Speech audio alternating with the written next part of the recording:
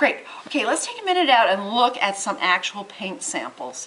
This is a great gray scale. This is showing us value really nicely. We're starting out with a light gray, moving toward a very dark gray or a black.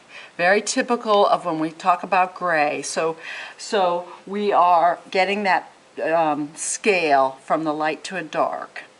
The other color that I wanted to talk about is brown. Okay? We don't see brown on the color wheel, do we? Where is brown? Brown is one of those neutrals, but what I want to make clear on this, do you see a hue in here, in this brown? Are you seeing pink in this brown? I am, and maybe I'm not sure what's translating on your computer, but if you'll trust me, this has a real pink tone to it. So the hue on this is actually red.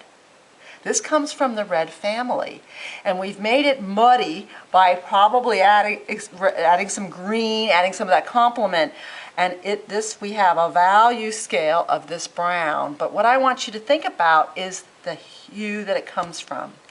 I find this to be very important when you pick wood chips, when you pick a wood flavor. Think about a blonde wood flavor that maybe has a yellow tone, over to the mahogany that's going to have a red tone or hue.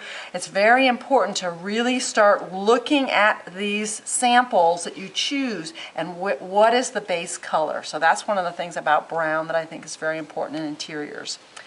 I've got green and orange here. And the orange, to me, I want to talk a little bit about, it's kind of a dull orange. It's a little bright, but when we think of orange like an orange that we eat, it's got a little dullness to it. That, if you think of the southwestern colors, they tend to be a little burnt.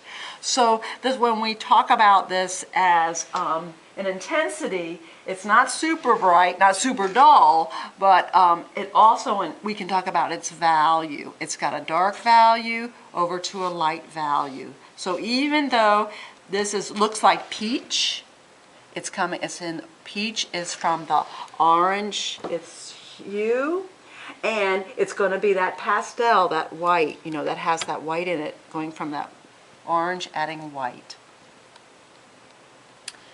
So then when we move to this green, we have a super bright green. Okay, that is a super bright green to me. Again, your computer could be a little different if you'll trust me on that.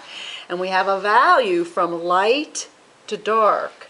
So if you were to tell me that you want this to be on your walls, I might start talking to you about how bright that is. And the best way to see that is where it comes from. But one of the things about working with color is we want to really hone in and really see the color, really observe it.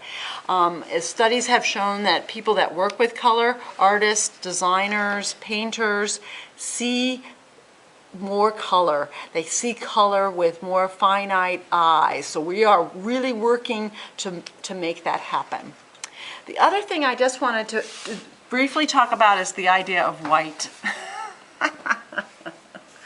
Each one of those samples comes from the white, all right? And we have everything from peach to brown to green to yellow to tan. So again, when you choose your whites, or if you say something's going to be white, you have to have a sample in your hand. And when you're looking at that sample, you want it to be working closely with other colors. Another ingredient I wanted to mention, the last thing I want to mention, is this idea of cool and warm. I'm not sure if this is something you can see. Professor Minot's doing a really good job. Trying to get close enough to that color, but remember we were talking about cool?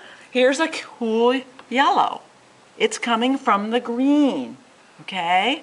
When we bounce over here, we've got a warm yellow coming from orange, coming from an orangey yellow.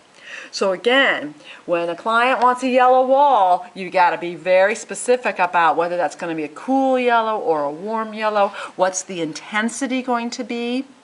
And so those are the ingredients for choosing color. Thank you very much.